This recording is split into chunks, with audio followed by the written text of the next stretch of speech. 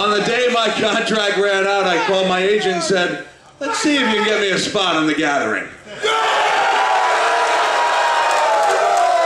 So here I am. Does anyone know the origin? Why the hell the hardcore legend is carrying a lacrosse stick on the stage? All right, story's out there. I gotta tell you, when I accepted this gig, I was at The Gathering one time before, 3 years ago, and some helpful fans were nice enough to send links to me showing some previous guests who had not exactly been showered with kindness from the Juggalos. They were, in fact, being showered with other things. Among them, bodily fluids and solids. I'll be completely honest, I've been blown up, I've been set on fire, I've landed on 10,000 thumbtacks. I've never been so terrified in my life. So before I went on that plane, I made 2 purchases. I stopped off at a Walgreens and bought a rain poncho, even though it wasn't scheduled to rain. And I stopped by the lacrosse warehouse for a lacrosse stick, because back in the day I used to be a goaltender. Hadn't picked up a stick in 25 years. And the guy at the store saw me working in the pocket, and he was like, you gonna play some lax, Mick? And I said, nope. Caught him by surprise, because it's not like a tennis racket or baseball bat. There's multiple uses. Like, you usually only pick up a stick and see the stick. I see this young man's confused. I'm going to clear this up for you momentarily, okay? And he goes, what are you going to do with it? And I said, catch some shit. And he said, oh, what kind of shit? And I said, human shit. And then, as it turned out, man, it was like this, man. You guys got respect for me, and I appreciate that. I was Cactus Sack. 20 minutes into it, it's such a lovely, and I was like, hey, will someone throw a beer can so I can block it and write this stick off on my taxes? Even better this year, it'd be great if no one throws anything, because as you can see, the tag is still on this bad boy. I can't return it with poop on it, lady. So we're looking for a poop-free evening, and I'm going to return this bad boy. Matter of fact, I'm going to show it, I'm going to lay it down. I don't think I'm going to need this here. But I got to tell you, listen, I know there's going to be a lot of yelling, hollering. It's okay if you yell stuff out. It's all right. Normally, in an intimate gathering, it's not okay to yell stuff out. And I remember being in Erie, Pennsylvania. For those of you who don't know and say, hey, Mick does stand up, he's like, well, he's not even telling jokes. No, I don't really tell jokes. Like, I don't come out, for example, and say, hey, what's the difference between Al Snow and the 100 Years' War? You don't need to. No, I don't do that type of thing. You don't need to. No, I don't need to. Oh, what's the answer? Well, if I was going to do that type of thing, which I don't, the answer would be, at a certain point, the 100 Years' War was over. Boom!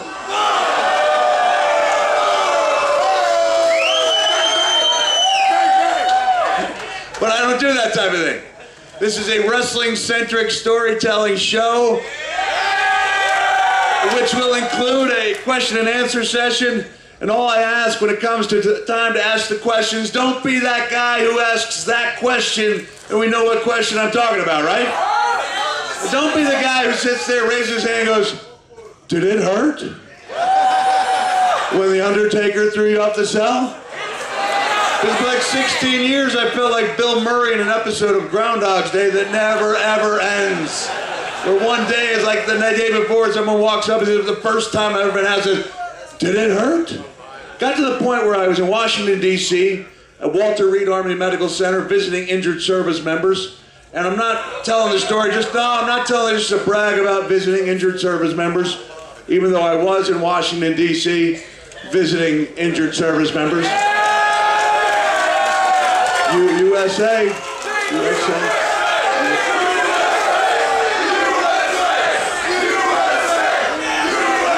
the guide of the USO told me that Tiger Woods was there that same day, and she goes, you know what's so surprising is the troops are actually more excited to see you. And she said, isn't that great? And I said, no. would seem on the surface to be a great thing, right? And she was a little baffled. She said, why? I said, because I know what Tiger Woods made last year, and I know what I made, and they're not even in the same ballpark. And before that little escapade in the Escalade a few years ago, Tiger made most of his money as a product company pitchman who didn't actually say anything. He would just like crouch over the 18th hole, and if I could crouch, I would, but I can't, so I'll bend awkwardly at the waist. Just crouch over the 18th hole, and there'd be the words, "Be a tiger."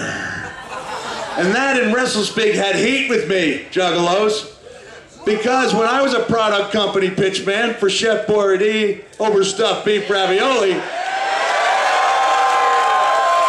I had to put out. I had to jump out of the brush and say things like, beefy, in a wild animal park.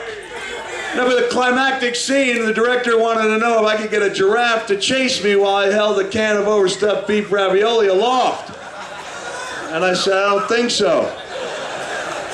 And he dared to question my hardcore credentials. I said, it has nothing to do, yeah, my testicular fortitude, absolutely, sir. And I said, it has nothing to do with that. And he goes, well, what's the problem? And I said, sir, giraffes are herbivores.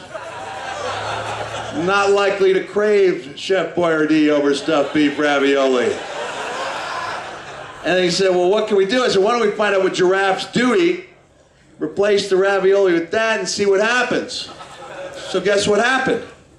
That big son of a bitch chased me for like 200 yards. And I know people out there think that wrestlers are actors. Trust me when I tell you I can't act as terrified as I looked in that commercial. So I guess therefore I could have been a little bit nicer to Tiger Woods when I finally met him. Fuck Tiger Woods! Yeah! Fuck him in the pussy! All right, let it out, let it all out. Fuck him in that pussy, Tiger Woods is shit! Okay, all right.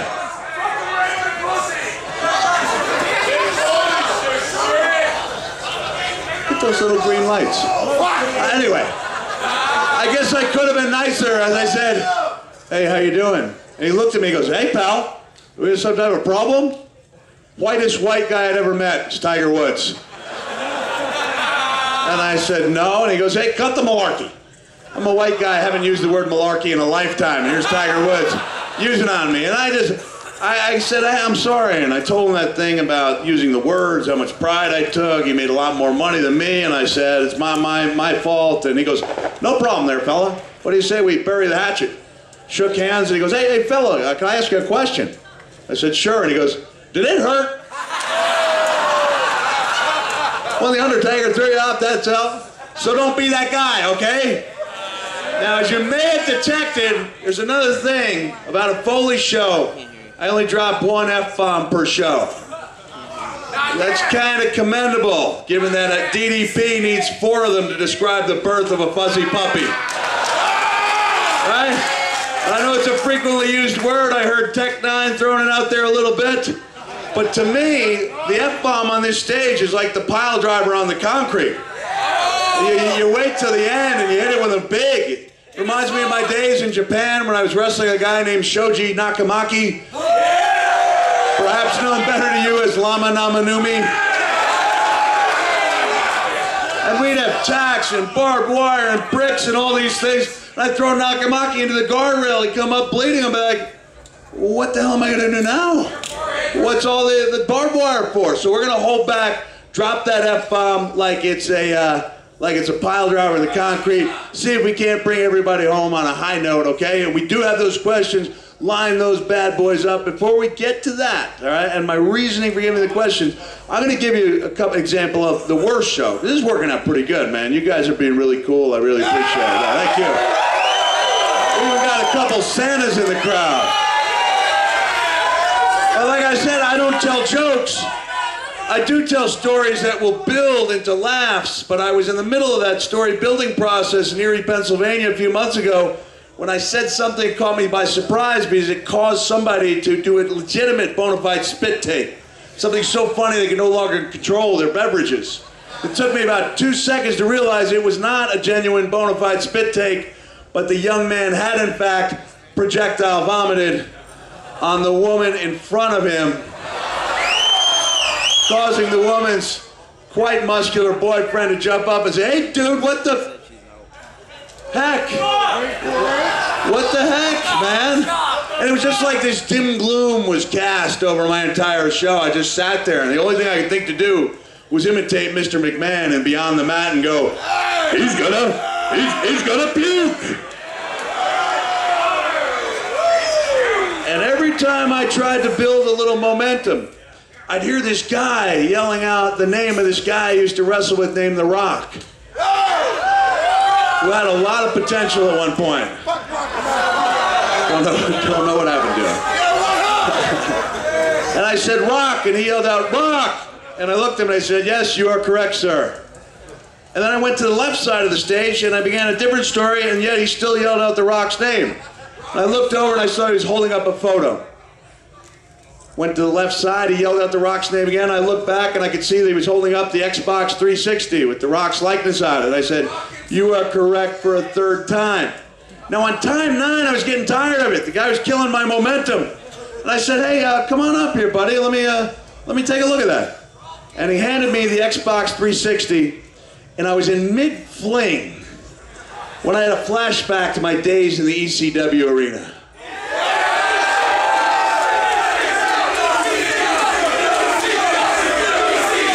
Any of you guys make the pilgrimage to the old ECW arena back in the day? Then you would know it was in fact not an arena at all, but a converted bingo hall next to a dollar store, where for a 10 spot, these maniacal fans from across the country and the world could load up on a cornucopia of cheap weaponry. It was considered a badge of honor to hand a cheap $1 aluminum frying pan to your favorite wrestler to use on his opponent. No harm, no foul. Yeah, you could get a cheese grater at the dollar store. And so in 1995, I was in the middle. Like I said, there's a flashback of my days in the ECW arena. I was in the middle of swinging what I thought was a $1 aluminum frying pan when I realized it's a cast iron skillet. And it would be 3 days before the Sandman knew the sound of his own name. I had that similar flashback right there in Erie in mid-fling as I looked at that young man, got a good look and went, "He's got special needs."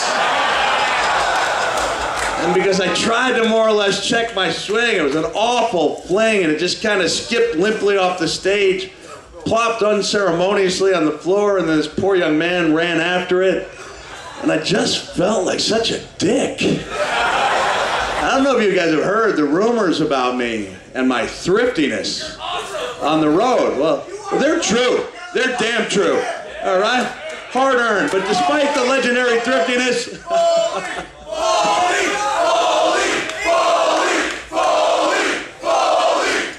They appreciate the thriftiness, right, brother? Despite that legendary thriftiness, as soon as that show was over, I grabbed the club manager and said, "Load that kid up with as much free Mick Foley memorabilia as you can carry." And now we're friends on Facebook. So it worked out pretty good. Well, before we take some questions, I'm going to tell you why I do this. Why, first of all, is, we don't know what I'm going to say. It lets people rest at ease, knowing they're going to get the chance to answer their wrestling questions. But from a selfish perspective, sometimes you guys will come up with questions I wouldn't have thought of that jog a memory that result in a story that I might end up using as part of my show. And that was the case a while back where a guy raised his hand. He said, "I want to know what the strangest thing you've ever seen in your career was. Was it losing your ear in Munich, Germany?" I thought about it, legitimate question, right? Not only was losing my ear strange, but the circumstances surrounding it were strange.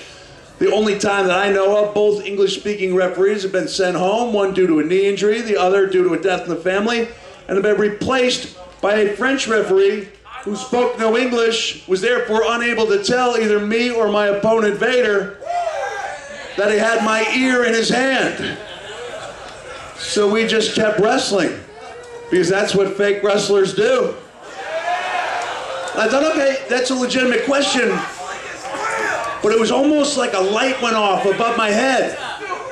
And all of a sudden, I was thinking back to a time in 1997 when I was in Germany, And I told the guy, I said, that's not even the strangest things that happened to me in Germany. I began telling that story about walking in Frankfurt, a part of the city called the Red Light District, where there were rumors of live sexual acts taking place on stage.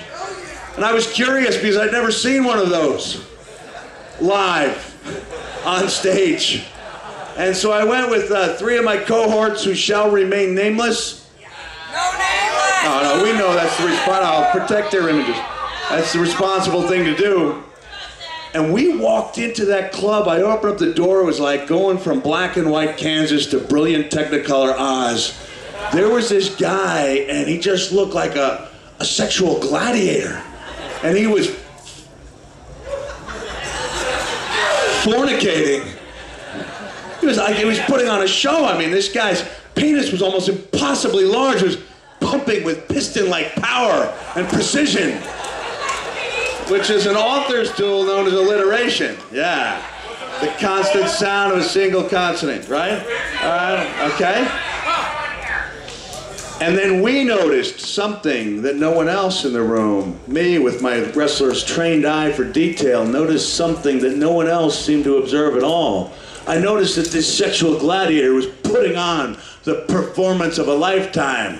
His impossibly large penis pumping with piston-like power and precision was doing it while wearing a knee brace. He was working hurt. And so I said to the first member of our party, I said, hey, Rock. You guys aren't recording this, are you? Take a look at the guy's knee brace. And the Rock looked, because how could you not when I'm specifically drawing attention to the knee brace? It's the first time I remember him raising the people's eyebrow. I said to the other member of our party, second member, who had specifically asked me to remain nameless, I said, look at that knee brace, and he looked. How could he possibly not look when I was drawing his attention directly to it? I said to the final member of our party, who I'll just refer to for tonight as Al Snow. And I said, Al, look at that knee brace. I said, Al, look at that knee brace, and Al Snow just went. I said, Al, look at the guy's knee brace, and Al just went. I got a little perturbed. I said, Al, for crying out loud, we look at the guy's knee brace, and Al just went. He was locked on that big cock. Locked on that cock as if he remembered Navy SEAL Team 6, ready to take out a high-value target. Locked on that cock, sir, like he was Zack Ryder. Looking for the last remnant of his push. Locked on that cock, ma'am, as if he was Dr. Hannibal Lecter, preparing to dine on a human liver with some fava beans and a nice Chianti. I was looking for that tongue sound. Ready? With some fava beans and a nice Chianti. Excellent work, sir. And then it was over. It just ended. Or at least I thought it ended. I had reason to believe it ended. There was evidence to suggest that it ended. He left behind a trail of evidence. And a new act went on stage as if that other one had never been there to begin with. But I couldn't take my eyes off that magnificent warrior as he hobbled to the back part of the room, limping noticeably. And I remembered once what the Godfather told me about limping. It ain't easy. And I watched as he made his way to the back part of the room, where he sat down and put his arm around his one true love, who was a dude. And I thought, ladies and gentlemen, that's dedication. Who was the dude? I don't know who the dude was. There's no secret wrestling identity to the dude, you know? All right, with that in mind, let's take a few questions, all right? All right.